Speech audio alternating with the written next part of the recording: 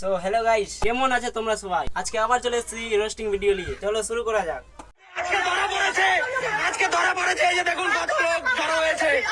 তোমাকে কে ধরা পড়েছে?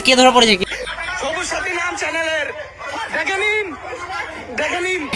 মাকে একদম মনে হয় চিনার লাগছে, কোথাও মনে দেখেছি মনে হয়। দাঁড়া। আর তুমি ওটাই আছো না, দেখাই দিয়েছো। শখের মানুষ ত্যাগ করেছি বস, মনটা তো পাথর হবেই। চোখের মানুষ টেক করলা বলে মনটা পাথর হয়ে গেল। এটা কি তোমার মনে মানুষ ছিল? তুমি টেক করতে পারলে না, ধরা পড়ে গেলা।